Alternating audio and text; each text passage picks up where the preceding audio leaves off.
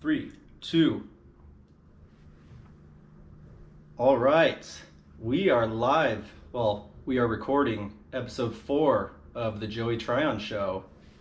We're on location, in a secret location in San Diego County.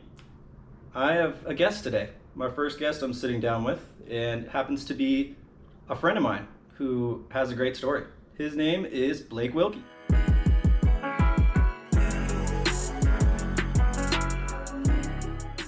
We got the whole 9 right here. Yeah. I mean, you don't have to wear the headphones if you don't want. I can hear everything through mine. I'm rocking headphones, Okay. dude. This is the first time I've got to do something like that. Okay. And so we've got, let's see, are we on? Check 1, 2. So if you're going to sit right there, and I'm going to sit right here. Can you hear me? Oh, yeah. Okay. Let me hear you. Joey, the man. All right, hold on. Let's just do a little test. We're not recording. I just want to make sure I have my shit set properly to where I'm not making fucking noise. That's gonna make noise. Microphones are so sensitive, it's crazy. Oh, yeah. Like if you fucking are smacking your lips or chewing gum, they're like, can you spit your gum out? The gum police. That's The a cool thing, thing is huh? you can post edit this stuff, so it's like I'll turn that shit down. The laughter. Jesus. When you pull down your pants for the first time.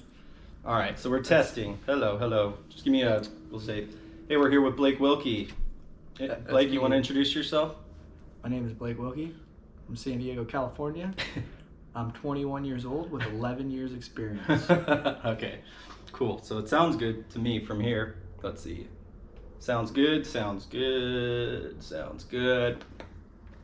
Not gonna be smacking. Not gonna sound like shit. All right. If I'm laying back like this, is that okay? Yeah, you're good. Let's give you some more slack. We'll pull this maybe a little closer. Tired fella. Yeah, dude, it is close to you. You can hear all that. Oh, yeah. So sensitive. I was doing one in my garage, and I was halfway through it, and my dad didn't know.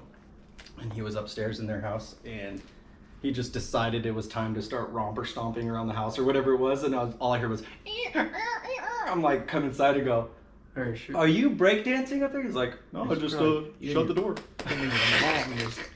If I heard that, I would cut more than this cord. It would be done. All right, so turn these down just a smidge. Give me some. Hello. This is about the volume I'm going to speak at. Perfect. That's what I like. All right, cool. Well, we're going live?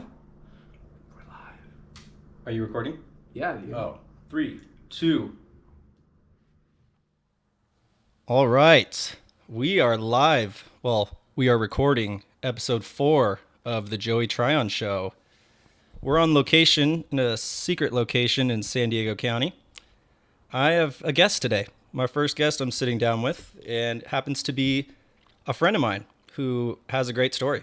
His name is Blake Wilkey. Blake, welcome to the show. What's up, dude? Stoked to be on episode 4 and I guess share with the audience a little bit of my past.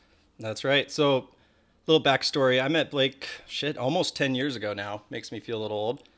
Through a mutual friend of ours, Brett. Shout out, Brett Ferguson, that pool guy. Ferg. I miss that guy. I haven't hung out with him in too long. Well, we're going to tell people why you haven't hung out with him in so long, because you've been busy. I met Blake almost 10 years ago now in San Diego. And he's slowly quickly evolved into basically a personality, a athlete, a influencer in the off-road space, but his influence is real because he posts everything he does, he works hard, and he's not afraid to show everything in between the ups and the downs, which is part of the reason I wanted to have him on the show today. I would say he's a self-made person, the definition of it, right? Yeah, dude, through thick and thin, dude. And, when I met Blake, my understanding was that he was building off-road trucks and cars out of his garage, a garage. a normal one like the rest of us have. My dad's. His dad's garage. I took that thing over. Yeah, it was no longer your dad's garage, huh? And he made it seem like it, but I guess I didn't really give him much of an option. And so since I met Blake, in less than 10 years, the guy has developed a name for himself, like I said, and a brand. Why don't you tell us the name of your brand? Shreddy Life is the name of the brand that me and my partner Aaron started about 3.5 years ago when we got some momentum that I think we'll probably work up towards in this show.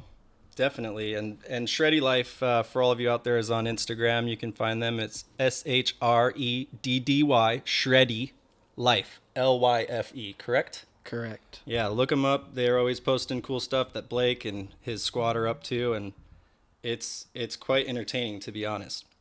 So we'll get started now. I just want to ask Blake a few questions and give people who might not know him beyond his Instagram a little more in-depth information. So, Blake, why don't you take us through where you grew up, where you're from, your start, your roots of just where you're from.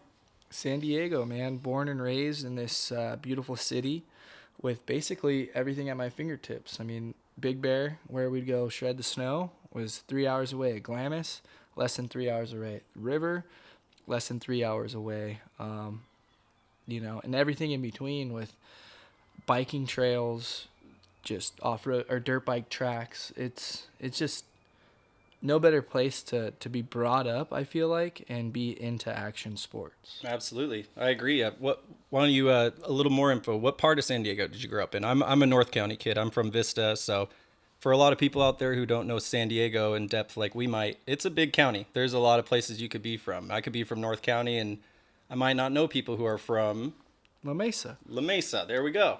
Yeah. So what, is that considered East County, San Diego? It is East County. You know? All right. There was a time where it was known as like the Bro County, East County, for sure. When some of the brands like Metal Militia and SRH were coming up and about. It was kind of one of those hot zones. Spiked hair, all that good stuff. Lifted truck, high black socks to the calf. Oh yeah. Oh yeah. Okay. You know it, dude. I knew it. We lived it. See, us North County kids kind of, we might not admit it, but we looked up to the off-road culture of the East County as we drove 2.5 hours to go to Ocotillo Wells, and we knew you guys had a shorter drive, and you guys had the off-road vibes going on in the East County. So, oh yeah. Tell me a little more about being a kid down there. Were you into any sports? I was a baseball kid. Were you in any stick and ball sports, or was it straight to the dirt? Growing up, my grandparents, who I lived with in La Mesa in the ghetto, it was my grandpa was a bowler. He was a golfer. Nice. I did the T-ball stuff. I did a little bit more than just that, where I'd be standing in the outfield if I got put in the outfield, looking through my glove, just bored as shit, waiting for some action. Bowled with my grandpa in his league as like, a 7-8-year-old kid. Golfed a little bit here and there, got my Tiger Woods on and all that good stuff. But I got a dirt bike when I was 7 as well. So all that other stuff kind of growing up from previous got easily and very quickly pushed aside because I grew up going to the river and the desert with my mom. And then getting an XR70, I basically wrote all that other team sports stuff out the window just because, I didn't want to have to rely on other people to win because, we're all competitive by nature, even at a young age. You don't want to win. And versus lose, it's always a little better feeling when you win. So essentially, the dirt bike just totally took me out of all those elements because I didn't want to do anything else. Yeah, I think growing up playing baseball with you'd meet a kid almost every few years at the Little League field who was a motocross kid first, and their family had him in baseball, and you'd see the bike in the back of the truck, and the kid just maybe came back from Glen Helen, and he's trying to play a Little League game on a Saturday or a Sunday, and he's like, baseball's not for me anymore, Mom and Dad. I want to be at the track. That was me, hitting the jumps. So that's cool. So you mentioned your dad, and you mentioned the bowling league, the grandpa, your grandma. Well, we haven't mentioned your grandma yet, but we will. I wanted to ask you who your influences were that got you into the moto scene. You said you got an XR70. So how'd that come about? My mom, since she grew up my mom and dad both grew up going to the desert.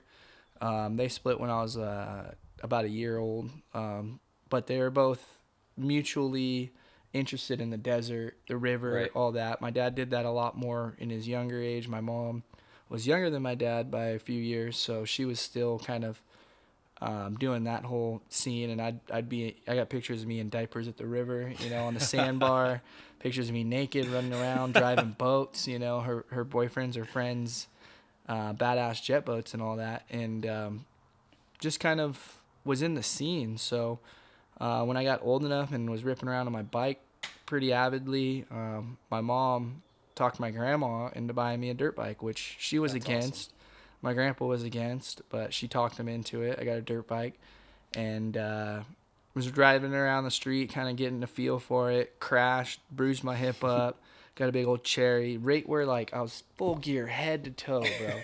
Helmet, gloves, goggles, boots, leathers, and right where my hip bone was, the only place where I didn't have sufficient protection, Of course. I got a big old cherry. It didn't scare me, though. I wanted to hop back on the bike and go riding, but shortly after I got the bike and kind of got a feel for it on the streets, I went to Verona Oaks, the local motocross track, the home of champions. Oh yeah. And they threw me right into the mix with kids on 65s that were in the same age group, but they had 2 strokes, I had 4 strokes. And so for those of you who aren't super up on dirt bikes, but I'm sure most of you who are listening to this know what we're talking about. But Blake's saying he was on more of a trail desert bike at the track, and these kids were on full-blown race bikes. And I'm imagining the story goes, you kept up with these kids on your bike. Or you did your best. I did my best. There were some of them that were still figuring out the clutch and shifting gears and all that, and I picked it up pretty quick. And then shortly after that, I hit a little growth spurt, and I got an old, like, 1980 Yamaha that was just clapped out. But I was so stoked to have a 2-stroke power band. Oh, yeah. And then it just snowballed, man. 85, 125, 250F, 450 at 16, just because I felt the power and was addicted to it ever since that first rip on a moto. That's usually the story you hear. If you hear that story where, he fell down and he wanted to come back, it's most kids, that's that defining moment. If they're going to be a motocross kid or an off-road kid or a skater or a BMX or a football, you take that first hit, and if you get up and you kind of, I'm coming back tomorrow, then that's for you. If not, you might be working at a library today, or we might not even know who you are. So thank God for dirt bikes, right? Yeah, it's forever 2 wheels. They always got a soft spot in my heart. So, which you still ride to this day, but probably not as much as you used to because you're got a lot going on, right? Yeah, I still got the Cowie 450 that's all built, and she's bad. I told Crowder to make it rip my arms off, and it's fast. And I don't have health insurance. I haven't since I've kind of been doing my own thing. So Right. It's time and place. And, when the conditions are right, out in Beaumont or the boys are getting together or, throw a paddle on a couple times a year, I can still hop on it and feel right at home and super comfortable and still sesh and keep up with the best of them. That's what it's all about. So I wanted to ask you, obviously moto is where you started, but you're now famous in the off-road space for building, driving, racing, and shredding anything with a motor. Tell us about how you got into your first experience of off-roading, and then maybe what sparked your interest into customizing vehicles on your own or trying it on your own. Oh man, started learning to weld with my dad in the garage at like 6 on a BMX ramp, flux core, or no, it was actually galvanized steel with a MIG weld or a stick welder. Okay. So you got to arc it with the stick, and man, we're breathing like it's like puts off like a mustard gas almost. Well, learn how to weld. Okay, my mom's friends growing up going to the desert, they had buggies, so I went with them to Buttercup a few times, and they had badass rails that we got to rip around on, and it was just another euphoric feeling that you get from a four-wheeled vehicle doing things that you're not supposed to be doing with them, And then the man and machine with a bike, it's all just very transparent that I was always wanting more, or like asking a lot of questions, and my mom knew that like this is what he's into, so Right. that's kind of what she pushed into it. But my mom had a bug originally when I was first born, and my grandmother saw a bug that had gotten in a car crash and got mangled. Right. So she went and bought her a minivan, and the bug picture of me and my mom was something that my mom always had around. And I was just drawn to bugs. Everyone's had a bug on their street, or, seeing Dust of Glory or like Baja bugs are just an iconic off-road vehicle. So I guess getting me into it was my mom's friends with all their debauchery. Right. I mean, I got some crazy stories if you want to hear it with them.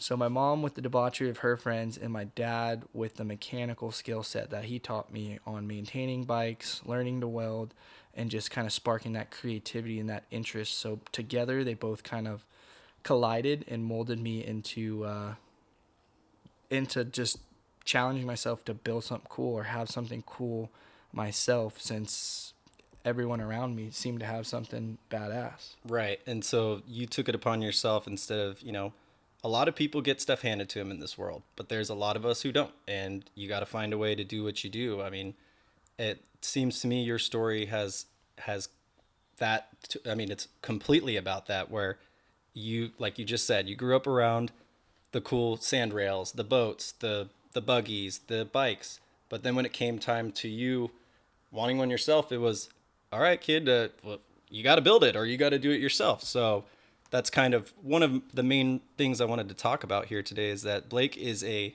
success story, and it's a story that's still being written, because the guy, we're at his compound right now out here, and when I showed up, there's a guy moving dirt with the tractor. There's your guys Kevin and Garrett in the workshop working on customers' cars, your race cars. So it just seems like the story here is that if you want some stuff, guys, you got to work for it. And by work for it, you really working for it. Like Blake, if you follow him on Instagram, the guy, do you sleep?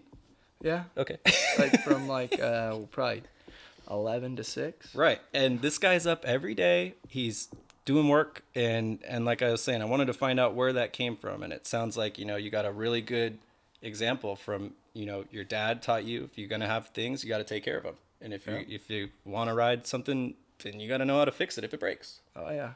So, and your mom having the extensive group of friends that had the cool stuff, it makes sense that now you are, one of the master craftsmen of Volkswagen bugs out there that are off-road ready. Or, I mean, you made a boat that can jump things. You've done stuff that most people probably have only drawn on paper when they were in school and dreamed of, and you made it a real thing. Like, tell us about how you think of something, and then how it's in your garage now out there in the shop, like the thought to creation process. What goes on there? Just always want to do something different that stands aside from the normalcy that other manufacturers, other builders have done. So that's kind of where the OG bug took shape. Like, okay, I wanted a bug to kind of reminisce on that picture I used to see on the fridge of me and my mom. Right. So I wanted it to look like a Class 1 car, but I wanted it to be confined and look like a spider monkey. So, I learned also the trade at El Cajon ROP, how to properly weld with a little bit of guidance, which is a government paid program in El Cajon, where I'd go to in high school after I'd go to Grossmont High School. So I'd make the trek over there, learned how to properly weld. That's awesome. Went to Precision Race Development and said, hey, I'll sweep your guys' floors for free, for nothing. And what's up, at 17. And they offered me a job, and I just was a sponge. Chris Farmer, who was a few years older than me, had a pretty good grasp about it because he had been working there with Kurt for quite some time. So I was his helper. Whenever he didn't have something to do, I'd meticulously clean the shop just to make sure that I was pulling my weight for my buck, not just standing around. And learned the trade there. And then while I was working there, I got a lot of parts, like a customer broke a front arm. So Kurt had a new arm design, and he built him 2 new arms. Well, I took the old broken arm and scalped it back together. Right. And then, okay, there's an arm. When he did a run of bulkheads, I said, don't pay me.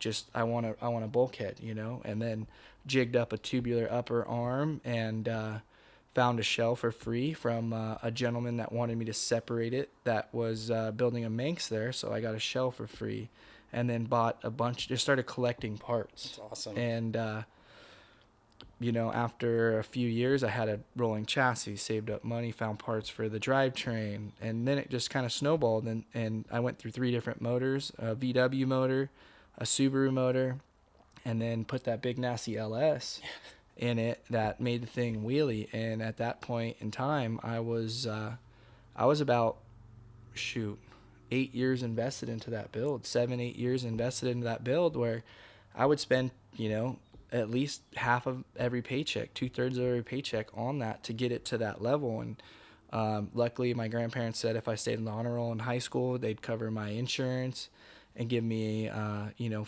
$40 a week for gas, so I could get to and from school. And they cover my phone bill. And then if I went to college, I went to Grossmont Community College for 3 years and got good grades. And I didn't really study one specific avenue. I studied anthropology, philosophy, psychology, physics, and business marketing, just to get a very wide horizon. And I'm still applying all those things today, but I didn't want a degree. I knew that at that point I had to work with my hands, Right. and not sit at a desk or something. So it kind of evolved into that, and pretty much, yeah, that's kind of what sparked and how the OG bug came to life. And I was able to make it happen with the help of my grandparents and the know-how and push from my parents. My dad was kind of pushing me away from building it because he's like, why are you spending all your money on this bug, dude? Yep. Save your money. You're going to break this thing, and it's going to cost you a shitload of money to maintain it. Like, Yep.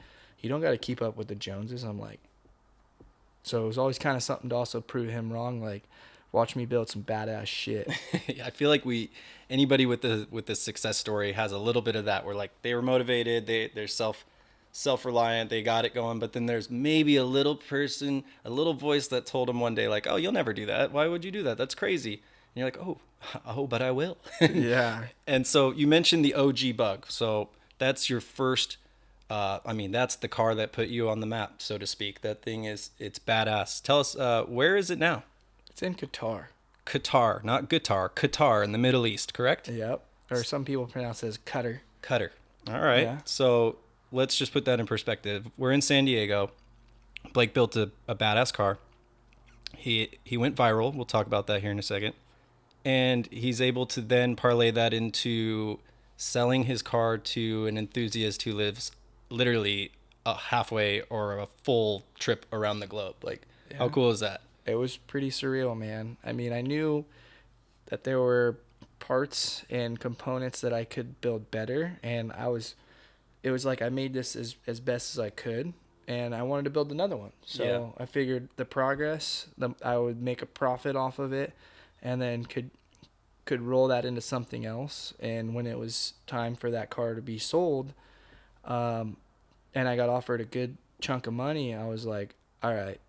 And I'm sure this is going to roll into the urban assault, but that's when I sold it. But there was that last hurrah. Right. So we'll talk about the hurrah right now. So at the time, I happened to be working in a sports marketing role for a fast food brand, and Blake hit me up, and because we had been friends already, and Blake gives me a call and says, "Hey, I have this idea. I'm going to drive my extremely loud and amazingly badass bug that we're referring to here through the streets of San Diego. And I have this all planned out. It's going to be badass. Do you want to be part of it?" And me personally, 100%. Yeah, I was on board. I wanted to. I asked my chief marketing officer at the time, and his face turned like green. He's like, he's going to get in trouble. And I said, that's the point, man. He's going to get publicity. It's going to build momentum. It's you got to think big picture here. And I think Blake had more than the big picture in mind. So tell us about the urban assault. Man, it was, like I said, the last hurrah with the car. We wanted to do something that everyone wants to do, man. You see these features on the side of the road, and being a moto / off-road dude, it's like, I can jump from there to there. I want to hit this like a berm shot. Like, and growing up, there were some of that stuff that we did with our daily drivers. And, yeah, dude, I think we just did it. And we methodically thought it out, had people in certain places to, like, in communication to where it was still safe in our eyes, not so safe in other people's eyes, though. Calculated risk. Yeah. Like, you knew what you were doing. You had spotters. You scoped the places out. It wasn't just your first lap around the track, so to speak. You knew what you were doing. Yeah, and just for safety, because, I mean, I didn't want to, one, hurt anyone else, or two, damage the car when I'd already received payment for the car and was shipping it off in a couple days. It's like you go to the dealership, you buy a new car, and you see the sales guy ripping it down the road the day before. Yeah. It's a little more than that. So tell us, what kind of stuff did you do in this video? Obviously, if you're listening, you can pull up the Blake Wilkey Urban Assault on YouTube, or pretty much anywhere will lead you to it. But tell us a little bit about what happened in this video. Everything was either within like 5 to 10 miles from where I was living in La Mesa at the time. And it was just berm shots of, embankments, parking structures, a street that we had thrashed growing up in high school. I mean, just all the local spots that had some sort of special feature that we'd map out, and like friends would be like, oh, I found this spot, I found that spot, and like accumulated throughout high school of just the thrasher spots, or the things that we envision. It was like, well, this car's street legal, I have insurance on it. It's either now or never. Potentially never, Yeah. Until the next one's done, or a long-term time coming. So we just went for it. Me and my boy Corey from Perplex Media went for it and did it. And then luckily he didn't have very much time to edit because he had some other work. Car got dropped off and then flown overseas. And then when the video dropped, we got some heat. Yeah, and we don't have to talk too much about the heat, but I saw you on the news. It was on the news, and I think anybody in San Diego heard about it, and I think most of anyone like me who actually knew you or knows you, we were stoked because we knew this was huge for you, but we didn't know if you got in trouble or what the repercussions were going to be. But I think the average San Diegan was like, "Hey, you could have hurt someone. Stay off my lawn." And, it was more than that. So obviously you're here today. You live to tell the story. So he's clean and free, people. We don't need to worry about the ramifications of urban assault. But I think Blake would tell you to maybe if you're going to try something like that, maybe, consult a professional first, or Get permits. Get some permits. Don't put it on the internet. Go to Mexico. Yeah, 26 misdemeanors. Ooh. They tried to hit me with, and I had a couple other reckless driving, so 4 days in jail. But the thing is, if you watch the video, like the people who are going to watch the video, you're driving professionally in it. You're just screeching tires, doing off-road stuff. But like, to anybody who's ever driven a truck on a dirt road, to see the driving skills that you have in this video is impressive. So I would think even the police were impressed if they watched it. They won't say it on record, but they're impressed. They have to take driving courses and learn how to drive those Crown Vics around. Oh, yeah. Man. So I think you could show them a thing or two. Yeah, I wouldn't change a thing. The only thing I'd change is maybe I would have made the video longer. See? And in the video, I believe you stop for an ice cream, correct? Or a shake, or... We finish it off with ice cream. A root beer float, because another thing I want to talk about is Blake.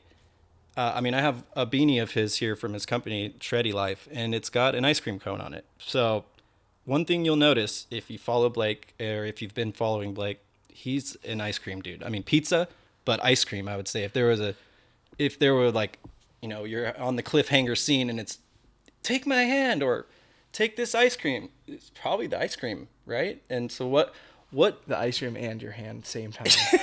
I got you, but I'm not letting this go either. So tell us about that, like your ice cream, the ice cream obsession, or not obsession, but it's just your thing. It's just kind of one of the things you've been that follows you is that you probably got some ice cream. I don't even know if you know, but I brought you some strawberry shortcake ice cream cones. They're in your freezer down in the workshop. That's what's up, man. Can't come empty-handed to record a podcast, folks. I like it. I like those too. Yeah. But So was it childhood memories, or was it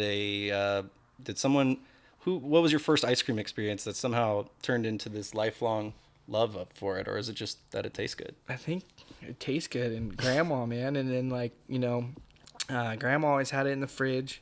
She indulged, grandpa indulged, and I lived with them a majority of my life. And pretty much, man, I mean, even like when I was working, freaking welding, doing this, that, construction, especially when I was just putting my body through the ringer and burning so many calories, I felt like instead of eating like really bad foods, I'd eat healthy. But then like before bed, I just would eat ice cream to like nourish my body with calories to where I had substantial energy the next day. Right. So it was kind of like a tool of mine to where I didn't go to bed dead tired and like low on calories with bad food. I would just eat good food for the nutrients, and then I'd eat ice cream for the calories, and it was a win-win. Yeah, a little nightcap, little ice cream sandwich, little this, Yeah. little that. I mean, even the shirt you're wearing has an ice cream truck on it. It does, dude. It does. Yeah. Okay, and you mentioned your grandparents. I wanted to talk about that. I mean, our generation, Blake and I are about the same age. Our grandparents' generation, for most people our age, that's the backbone of our families. We learn a lot from our grandparents. We get a lot of influence from them. And I spent a lot of time at my grandparents growing up. But you just mentioned you lived with yours for a while. And anyone who follows Blake, the last few years, you noticed, and the ice cream thing I brought up was, he spent a lot of time with his grandmother, eating a lot of ice cream and doing a lot of fun stuff. And I think a lot of us who have followed you for a while, we looked up to that relationship that you had with your grandmother. And we'll let Blake talk more about her, but I just wanted you to shed some light on who seemed like probably the most wonderful influence in your life. She was just raw. She was real. She was Christian. She's a good person, man. She knew I'd have a good time, but she also knew her values. My mom and dad, like I said, split when I was younger. My mom was, working, doing her thing. My dad was working. So my grandparents were like my base, and they didn't have nothing to do. They had my mom at a later age in life. Mm-hmm. And I gave them more purpose. I gave them kind of more of like a schedule to where it kept me in line, and they knew that I was safe, comfortable, and doing everything that I needed to get done in life, like school and the basics. And she was a giver, man. She liked to make lunches. She liked to have something to do, because we all get bored if we don't have something to do. So that was like her nurturing characteristics just coming through, and it was comfortable. It was easy for me, letting my parents figure out where they're at in life. My dad was a hard worker. He still is. And 63, still tying rebar in pools. Yeah. And my mom's a waitress, and she's doing well. And just had shoulder surgery actually. But yeah, she was the rock, dude. Yeah. And man, obviously we're speaking about her in the past tense, so I just want to say I'm sorry for your loss of your grandma, but I would say when life is all said and done, most of us would love to have as long and as great of a life as your grandma had. And 96, my goodness. Yeah. That is a life. Old bird. Long one. So they say, I heard someone say it a long time ago. It's about, you have a dash. It's the year you're born, the day you're born, then there's a dash, and then the day you die. It's all about what you do with that dash. So your grandma had a badass dash. Oh yeah. Oh yeah. She did. And then another thing you mentioned is that your parents, they're hardworking people. I think that's another point I wanted to drive home, is that a lot of people these days, we get on Instagram, we go on Twitter, we watch videos, we have content galore. It's overload sometimes. Every day, we're doing a podcast. Everyone's got one now. There's information, there's videos. So a lot of people don't understand what hard work, and like Blake said, 8 years invested into his first car. Like, think about working on one thing for 8 years. Most people, if they go through something and it doesn't quite pan out for them in the first week, month, let alone a year, they're over it and they leave. So Blake's story of 8 years into his first car, never giving up. His dad still working his ass off. His mom working hard. His grandma and grandpa being that base. It's created a good example. I feel like Blake is a good example for people who, like I said, I got a little tangent there, but on Instagram, we see things that are nice. Most people only post the highlights, like Oh yeah. you follow a celebrity, it's here's my new car, this cool house, this vacation, all that. And most people are like, damn, I either wish I had that or how the hell did this person get there? Blake's story is pretty transparent. He's on his Instagram, he's on his YouTube channel, he's posting stuff all the time of the hard work that goes into all this. So that's what I wanted to shed on today. And it's like, you didn't just one day wake up and decide this is all the stuff you wanted to do. It's been a culmination of your childhood, your upbringing, and all of that has led you here today, which is really cool. No, yeah, absolutely, man. It takes a lot of hard work, and nothing's been handed. I mean, now I have amazing partners that value the work and effort that I put in exchange for, content and exposure and testing products, giving honest feedback. And it's a blessing, man. I mean, I never ever thought that, it would have came to this. Growing up, I wanted to be a supercross rider, and then having it transition into an off-road race car driver. I think a lot of people like McGrath, Deegan, Carey Hart have tampered with in the short course scene and whatnot. Mm-hmm. But, I didn't have that supercross ride. I tried, but didn't have the money to travel, didn't have the money in that. My parents didn't have it. And that's why, I kind of built that car, not out of anticipation to get to this point, but to build something unique, to get eyes on it, and then drop a sick video for my own sole purpose, and then kind of see the wave that by selling that and starting the new car, and then seeing the having a couple people that saw the Urban Assault and saw the growth from it, and want to attach to that. That's when the doors kind of opened up. And I was still working construction at the time. That's kind of how I finished the car off, was working hard in construction for 7 years for an HVAC company as a certified welder. And it might have shot my lungs out welding in those confined spaces, so I always have like a chronic cough and whatnot. But I mean, that's kind of what jump-started it, was the relentlessness and the hard work and the determination, and not necessarily the glory or the fame originally, but just the pure love for it all. Right. And that's awesome. And that's really well said. So what a lot of people, what they want to find out about people they're interested in or people they follow is their why. And I think, a lot of people think about the results, like you just said. They're only thinking about the fame, the likes on their posts, but they don't really have a reason behind it or a passion for what they're doing. I mean, do people really have a passion for posting a selfie with the filter over it? No, they just want attention. So maybe that's their passion. Blake has explained that he's had a passion for everything he's done because of many reasons. So it's like his life and the stuff that he's done, he's passionate about it, which is badass. I got to give you props for that. And what he just said, how he has partners now that work with him. And by partners, he means sponsors. So people who literally are willing to pay him, give him product, because he's a good representative of it. And as someone who formerly worked in the action sports industry, and I've dealt with personalities, I've dealt with teams and athletes, and some people aren't the best representatives of sponsors, and it might be because they don't have it in their personality. But Blake's full of personality. He's got the face that you like. He's got a big bright smile.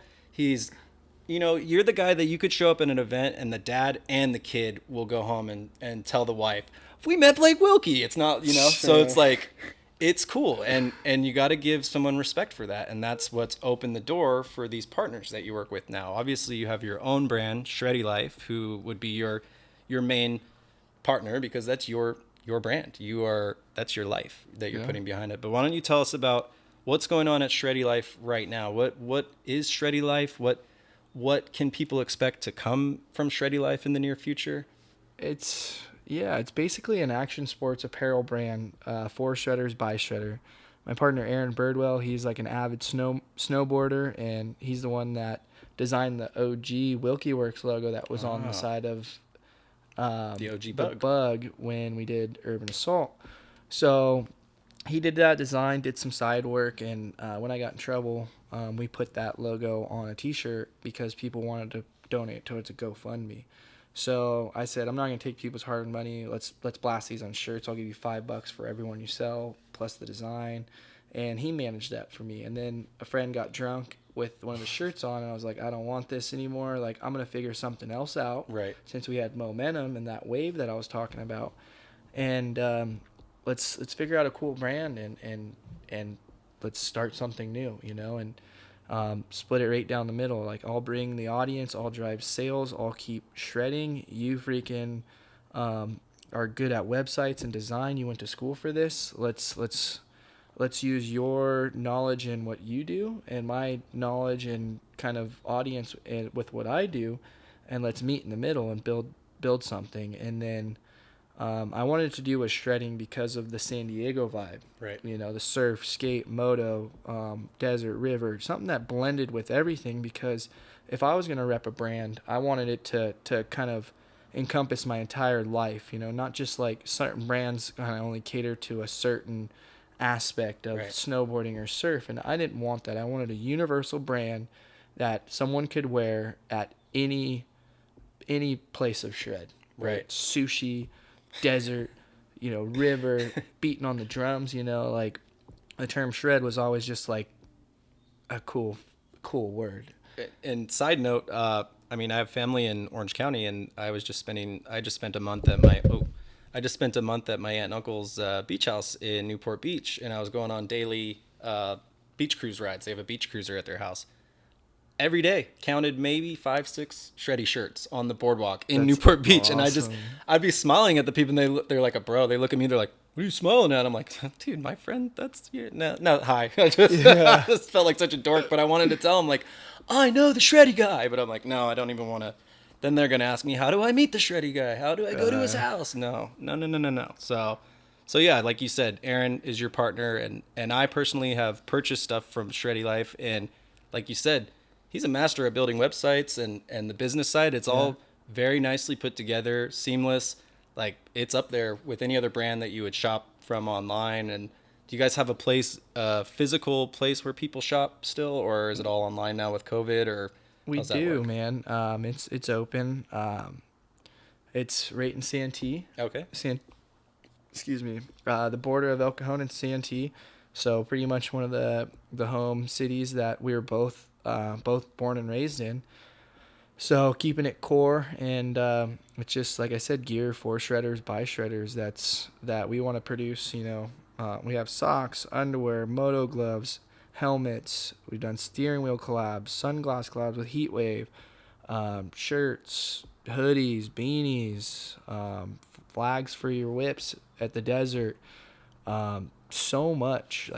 Even face shields. Face shields. Yeah, you guys had to quick adapt. releases. Yep, that's Just awesome. Everything that basically we use and in our daily lives that we felt like we can make a product for it that's a quality product at a competitive, affordable price, and just let people become a part of something, to where it's like you said, when you see someone and you want to be like, oh, dude, I know I shred. Like, what do you shred? It's like the term shreddy is like shred ready, or ready to shred, essentially blended together. So like, you see someone wearing that, like, oh, what's up, dude? You want to take a rip on my bike? Or like support people. Like, you see someone with a shirt on, and like our goal is like to support or to lift people, not to necessarily see some kid that sucks at, say, skateboarding at the skate park and you videotape and make fun of them. It's like, no, try to teach the kid, uplift them, make them to where they can become a better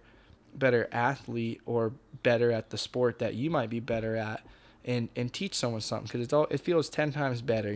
Cloud isn't about making fun of someone and recording it. It's about, hey, I'm going to teach this kid to kickflip.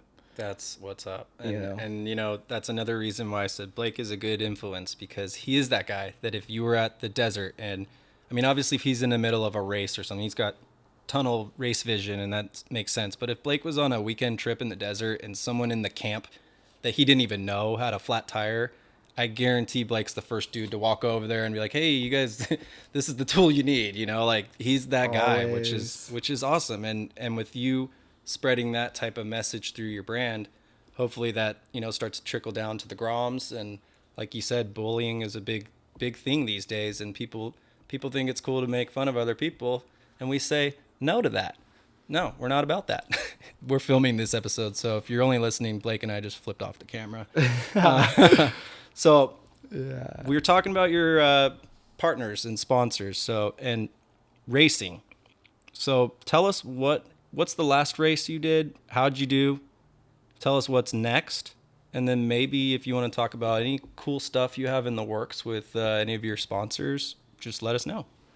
Last race was King of the Hammers, the Super Bowl of off-roading in Johnson Valley. It is the Ultra 4 racing team puts on such a sick event. And for the first time, they did a Class 11 shootout. Land rush start. Tell us what Class 11 is basic for everyone. It's the Volkswagen Bug class, correct? Stock Bug with very little modifications.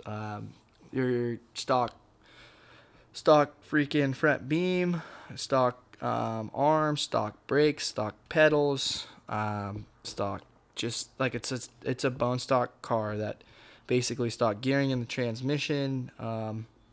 It's as raw and real as it gets, and it's the most budgeted class, but it is a little bit bumpy. But it's the rooted class, and I feel like I gravitated towards that class again because of the bug thing, but also because it was raw, it's affordable. So people that might follow our adventures and see some of the other top tier builds and thrashing out in the desert that might think, racing's only a rich man's sport. You can build one of these cars for under 10 grand, right, and come race against me and have fun doing it. That's cheaper than a new dirt bike. Yeah. These days. know, and then I showcase the build process on YouTube with the Slug Shark build series is what I called it on our Shreddy Life's YouTube channel, where I don't really hide any secrets and I show everyone exactly what it is that I did building this car. And well, we took the car and the Bug and won King of the Hammers and won 10 G's. What? 10 G's, dude. It was tight. See, he just won another car is what he's telling you. You could get into this racing, you could kick some ass, but you might have to race against Blake. So you might get second, but you can make money doing this stuff if you really put some effort into it. But that's not your main goal. But obviously it helps you. You're building property out here, and you've got a lot of things going on. So some race winnings probably goes right back into the program, correct?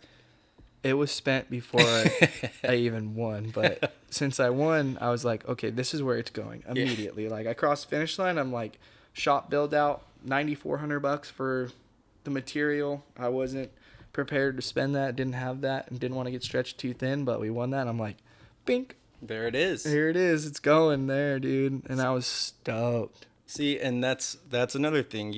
A lot of people probably think that racers and race teams have the unlimited funding, and you see the cool trucks and the rigs, and you think, wow, that guy's probably rich. And it's like, no, man, everything costs money, and every time you take that thing out, it costs you money. Obviously, fuel and travel. So to win some dough is sweet. Yeah, and the class has grown.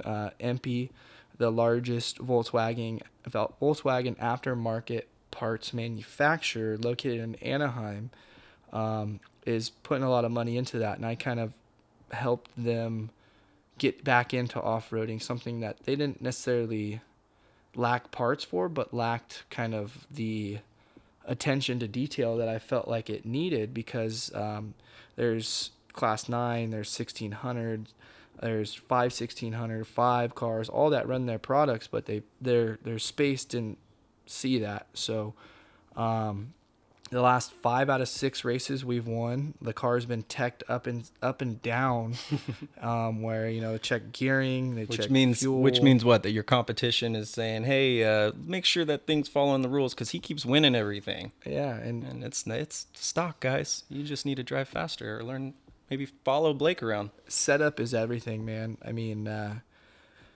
figuring out where and how to set your suspension up with 5.5 or 5 3/4 of an inch of front wheel travel and about 7 in the rear. And you're going through the same bumps that the trophy trucks are going through. So, patience, line selection, braking points, momentum, all the things that I learned racing motocross up until I was 20 years old, avidly transfer hand in hand into the stock bug class. So I would say, I could jump into other competitive cars and still do rather well, but my car that's tailored specifically to me for my driving style is a little tank. Yeah, it's sweet. And I've seen the video, and you guys can check out his Instagram. He's got footage of him driving it, and you can hear everything when you're driving. It's rattling around. It's just pure machinery meets the dirt. And tell me what it's like racing in that thing. I know you have Kevin is your co-driver, right? And he rides with you on the races.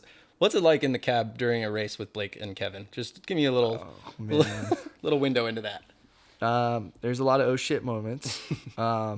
Because, you'll be doing 60 miles an hour through a section that's maybe has a couple little bumps, and then you get into big bumps, and it's front bumper, back bumper, front bumper, back bumper till you slow down enough. So, there's been some of those instances, or blowing corners, almost getting stuck. It's just madness, and it's smooth but violent all at the same time. And it's just like anything, you gotta drive it to its capabilities, or to its maximum capabilities, and back off a little bit. Right. Because the competition's going to be doing that, and it's getting gnarlier and gnarlier. And there's some guys that used to dominate, and we stepped in, and now they're stepping their game up. So it's always one of those things where off-road racing, I tell people, is you're competing against the course, you're competing against competitors, and you're competing against yourself. Right. So there's 3 types of racing in one race when it comes to off-road racing. That's the best way to say it, because I feel like if you pay attention into these off-road racing, whether it's a short course race or it's a long, point A to point B desert race, a lot of people's races end because they pushed it too hard and they broke something on their car, or they might not have backed off a little bit, like you said. They push it, they go over a section, they crash, they break something on their car. And it's like, you have that, like you said, you rode motocross. So, motocross is the sport where if you don't pay the proper attention to your bike, or if you take your mind off it for a second, you get your head knocked and you're on the ground and you're like, damn it, how'd that happen? So you've, parlayed that into your off-road driving. And I feel like obviously it's paying off. You said you just won 5 of 6 races. Yeah, and the first race was the Mitt 400 where you got second. So a second place the first race, and then 5 wins consecutively. That's awesome, man. It's awesome, man. But I mean, I have Sletten Engineering that gives me a solid motor that I wring its neck out and float valves almost every ship. A good shift, a good transmission builder. To maintain it, and it's a lot of it's done in the garage, and everything aside from the motor and tranny I do personally. So if there is a mechanical failure, it's probably on me. But the cool thing about that is if you know how to fix it. True. Because you built it. Yeah. So you're not stuck out there saying, something broke, Dad. No, it's you're the dad. You are daddy. That's your car. I'm daddy. Yeah. Some of these off-road guys have the daddy that'll fly in the helicopter and pick their son up. I've seen it. Yeah. So and there's, that's awesome. I mean, everyone wishes they could have that opportunity, but there's gotta work some with of what you those got. dudes that are very fortunate. And like my boy Jax from Redline, he's such a cool kid. I think he's like 16 and just racing trophy trucks, and That's a awesome. badass, and his dad got it going on. But good kid. Shout out to Jax. I raced with him at the Baja 500 2 years ago in their 6100 truck, and that was first big Mexico race, getting to drive. And yeah, they're sharing, and got me addicted to Mexico. I feel like you run into a lot of people like that in the off-road community, because it is a community, whether you're the top dog who's got all the cool stuff or you're the new guy who's at his first race. It feels like a community. So Oh yeah, it's a small world and everybody knows everybody, especially when you're kind of doing the tour and the races and stuff. It's a lot of repeat racers, you know. Same people, different place. Yep. Yeah. So, which leads me to wrapping it up here. What's next for you? You do obviously a lot of racing, a lot of content pieces, but I noticed you go to a lot of shows too to promote your partners and your vehicle. What's coming up? What do you got coming up? Actually, tomorrow I leave for the More Series /X race in Barstow, another Class 11 race. MP threw up a good prize purse for the Triple Crown, where it's 3 races. So tomorrow's the first of the 3 rounds out of like 6, I think, that More holds a year. But you only have to race the certain 3 for that big prize purse, which is cool. And there's 25 entries. I'm not sure if they're doing a land rush start or not, or if they're going to start, 13 and 12 or 5 off the line. But the cool thing with the Class 11 is that also they have land rush starts, or more than 2 cars that leave the line at once. So it's kind of like a scramble, and the first few corners is always hectic. And that doesn't happen in the other classes, correct? Because the Nope. the vehicles are too big. The course might be too narrow for all of them to take off. So they let Moto all you style. bugs just whole shot it. Yep, moto style. So again, the roots come into play. Yeah, it's all tied together. We're finishing up the pit bike track, which should be done today or tomorrow, which we're gonna create some content around. SoCal Shred edit, where we go from the beach to Glamis. It was an 8-day shoot. That video is gonna drop on Shreddy Life's channel probably 2nd or 3rd week of March. I got a shoot with Hoonigan and Polaris at a junkyard. Nick Breon's bachelor party's coming up. Shout out Nick Breon. Good human. Such a rad dude. Great human.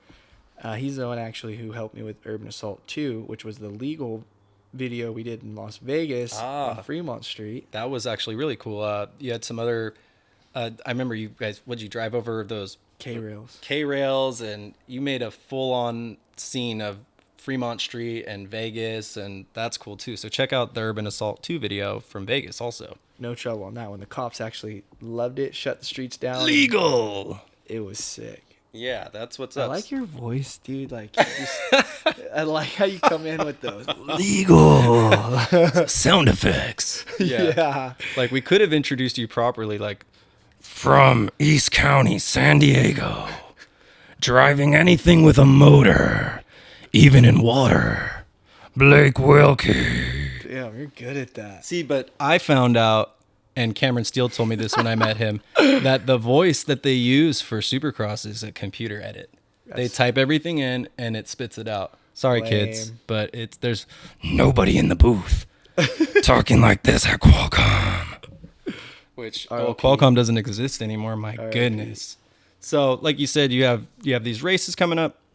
I'd like to just kind of close with, do you have anyone you'd like to thank that's part of your program, or anybody just anyone special in your life that in the off-road world that's kind of helped you get to where you're at, whom people might not know, or part of your program, or that contribute? Just any shout outs you want to give. I mean, dude, I don't even know where to start. The list is so long. I mean, Chris Farmer for originally teaching me a lot of the trade, and Kurt Schutenhelm for giving me a foot in the door when I was younger. Pops teaching me to weld. Mom for all the crazy shit that she took me to growing up. Grandma being the rock. But other partners like HB Tuners, who originally were the first one to sign me after when I got the new car done, was rad. Heatwave Visuals, Sunglass Company, rad everywhere. They see the value and they hook it up, and we did the collab arms with Shreddy and Heatwave. So like they've been a big part. PRP for the seats, harness, keep me safe, because we've rolled some shit. Oh yeah. And Gladiator Tires for the hookup. I mean, they're my title sponsor for the last 2 years. It's Gladiator Tires. Gladiator Tires. That's cool. Yeah, they make good tires. I see you post on your Instagram that you've driven your your truck however many miles towing a trailer, and they still look brand new. And I just saw them in person. They look brand new. They kick ass. He doesn't lie, folks. I mean, Jetstream Adventure boats for. I mean, originally they didn't see the vision that I had with the boat. They're just like, oh, someone else trying to do something different with one of these boats, and then did it, and then they kicked me back half the money for the whole. So I mean, that's just another arsenal of the Hoonigans for all the build and battle stuff and different shoots we've done with them, and cross promotion, full throttle batteries, King shocks for making the ride smooth. I mean, Boxo tools for outfitting the shop with tools. There's just so many people that play a small part and role in the program that allows me to freaking keep food on the table and actually be able to continually thrash and provide content and give them substantial data on their products. Right. You know, some and true R&D, like really tested hard. Yeah. Pushed to the limit. And you know, if something sucks, then I'm not gonna promote it just because I have a hard time doing that. You know, if it's not real, if the shit don't work, then the shit ain't for me, and it's not gonna be something I'm gonna promote to give someone else some bullshit. You know. Right, and that ties back to Blake being that guy who is approachable. And I mean, if you were to say, we'll make up a name, Smith Shoes sponsored him, and the things had holes in the soles after a week of wearing them, some kid's going to come up to Blake and say, hey, your shoe sponsor sucks, dude. I bought these shoes because of you. So he's going to make sure that stuff never happens. So the stuff Blake runs is the stuff he promotes, which is really cool, you know? Yeah, kick rocks if your shit sucks.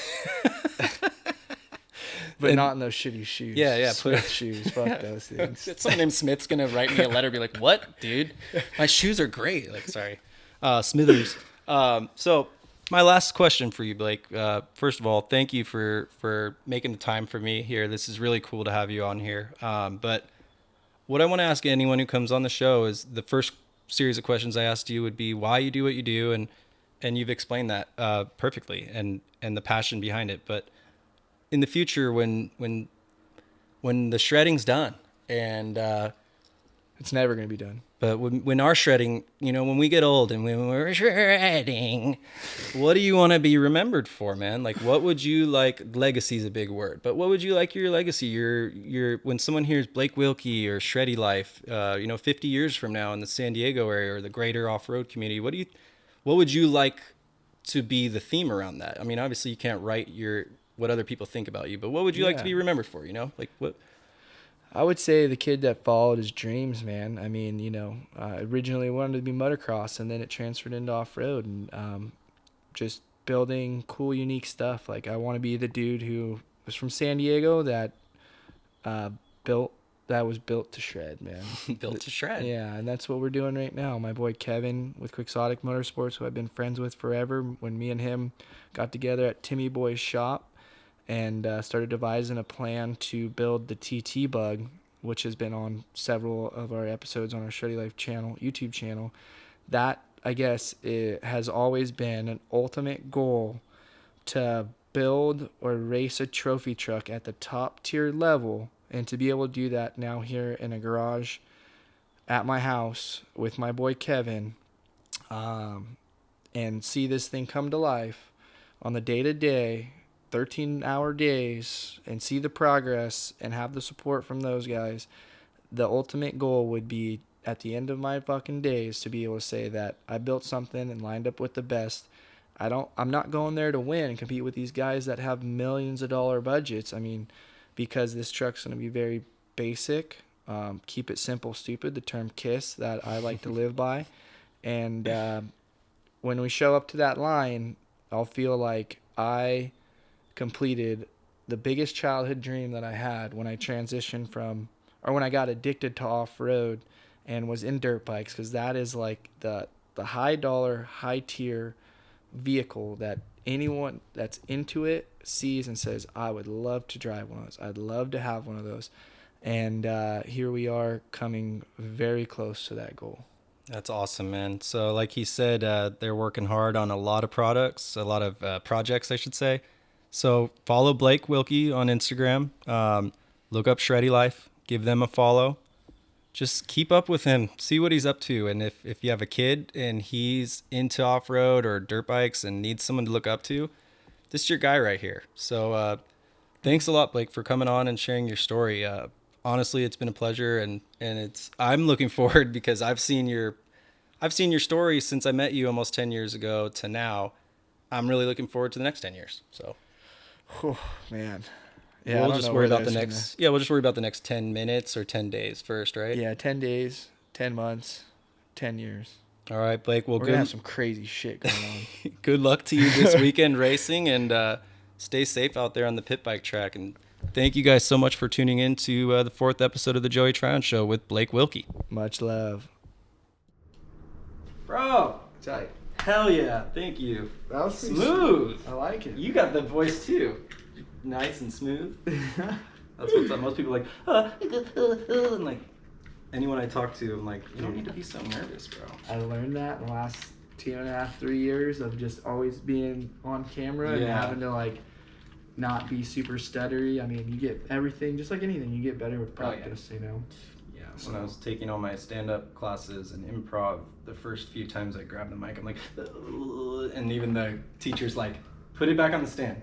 Because if you're nervous and you're holding a microphone, it just takes over your whole body. You're like, you like put it back on the stand, walk back up there again, grab it. Don't be so nervous. You know, it's like you learn shit over time. It slowly comes. But yeah, you fucking just like this whole thing. Dude, you got it. The last 10 years, man, just starts accumulating and building, man.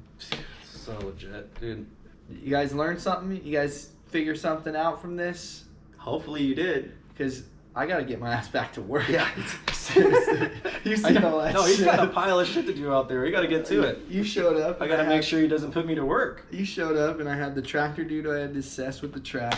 Method here taking measurements for signage. Him and I showed up at the same time. He looked at me like, you're not Blake. I'm like, no, I'm not Blake.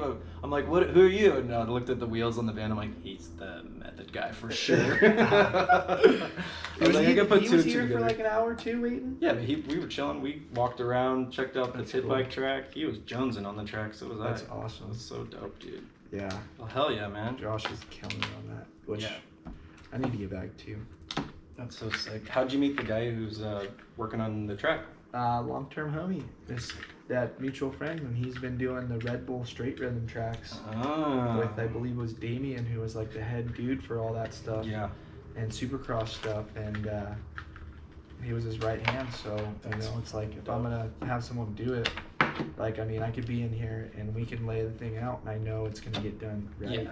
And like, you can see that, like, I've been in here, and he's been running for the last 6 hours, and just the time I was here, I watched where he started, and then I checked back a few minutes later. I'm like, holy shit, he just finished a whole section. I'm like, yeah. But I've seen the Dirtworks guys do their shit, and it blows your mind how quickly they can move a track or build a track.